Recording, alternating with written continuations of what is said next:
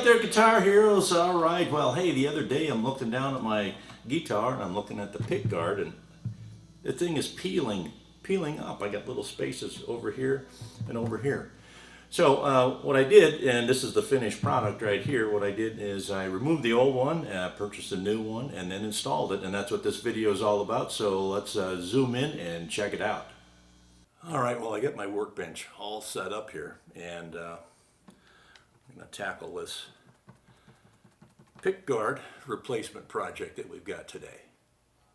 Well, today we're going to be working on my Gibson Songwriter, and I've got it set up here on my official professional bench.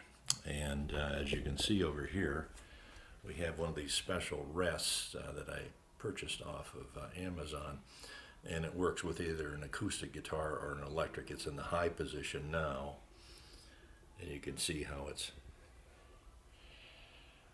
needs to be that high. If you have an electric guitar you're going to work on for changing strings or whatever it is, then you would flip this over down to the low position.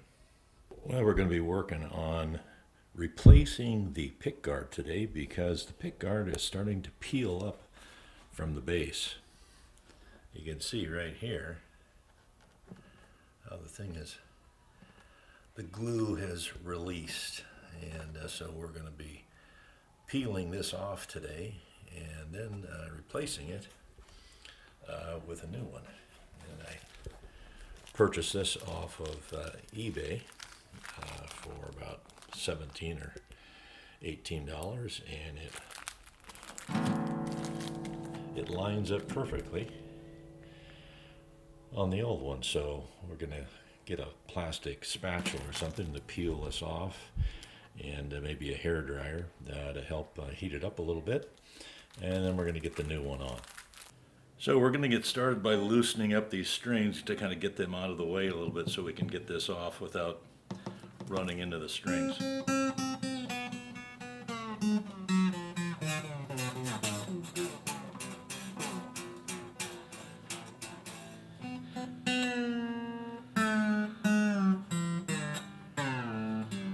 And it doesn't appear that the G string is in the way, so just the B and the E string. So let's take a little piece of tape here, and let's use this to hold these back. And I guess I need to pull that B string back just a little bit more. One more. The tip of this pickguard is a little too close.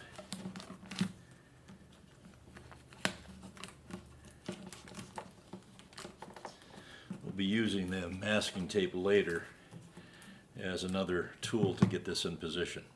All right, so let's go to work with the hairdryer and with our little prying tool if we need to have it. We'll start by getting it heated up, and then we'll start pulling it away.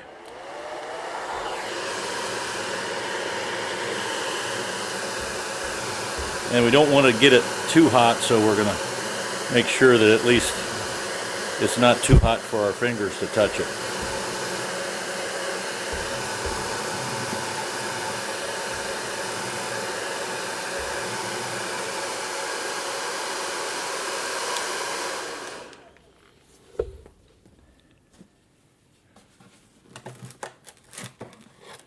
And it just pops right off. Now you can see we got all kinds of glue residue here, so we're going to have to get a solvent to take care of that. I'm going to be using the Ronsonol lighter fluid as a cleaner, and supposedly this has the right element here that doesn't interact with the Gibson finish. And I've got it on a nice clean white sock. We're going to try to get that residue off by rubbing it here gently.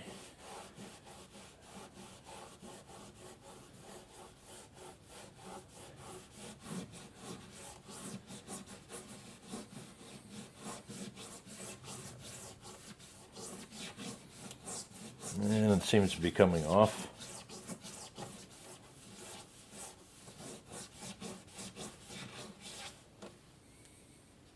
You can see the residue here.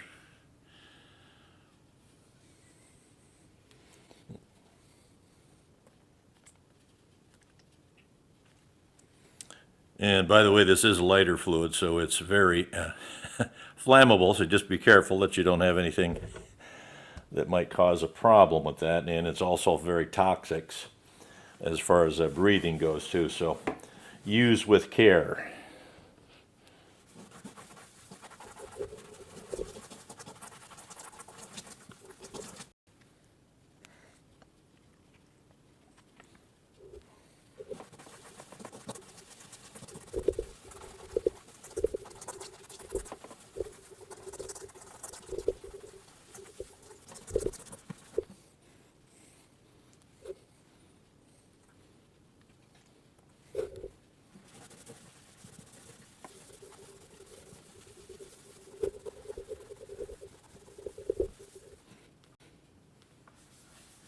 All right, so nice and smooth, all that residue is gone.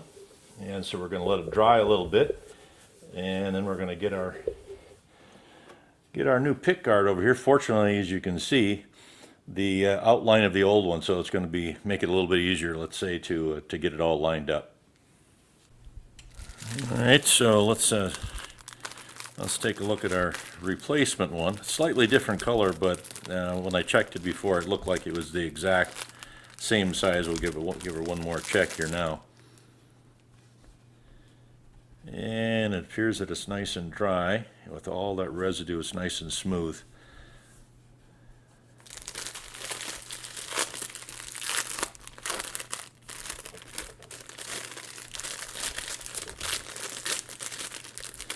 I bought this from someone on eBay for about $17.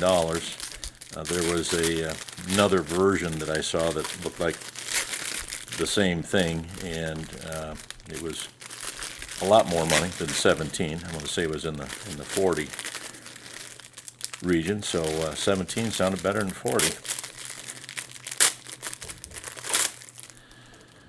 Okay, so let's see what we got here.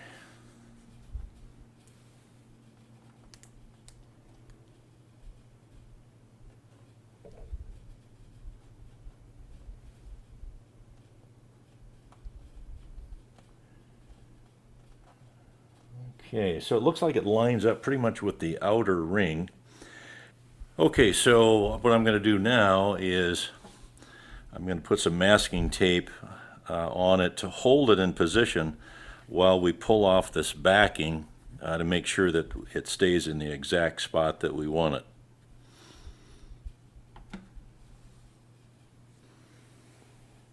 Okay, so I've got these two little pieces of masking tape here to try to hold it in position the best I can, because when I start peeling it off, obviously it can move around, and this appears to be one of the easier ways to do it, although because this is a curve, it's not really perfect, but we got it lined up as probably as good as we can here. And so I'm going to get under here and grab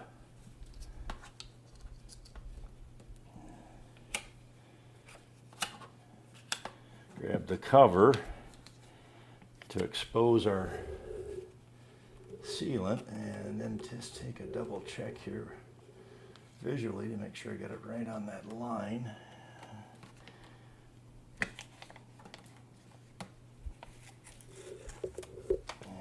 Before I drop the hammer.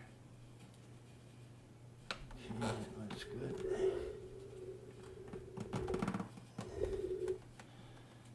Looks like we can go as close as we're gonna get. I'm gonna grab a little towel here to make sure there's no bubbles. And I'll take off masking tape now.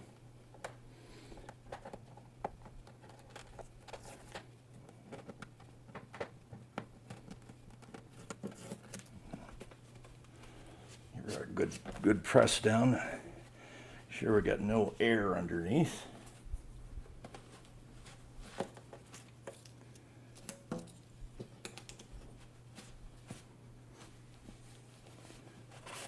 It's actually a little bit sticky, so it doesn't rub real easy with the towel. So did a little more padding than anything else. All right, that seems to be down.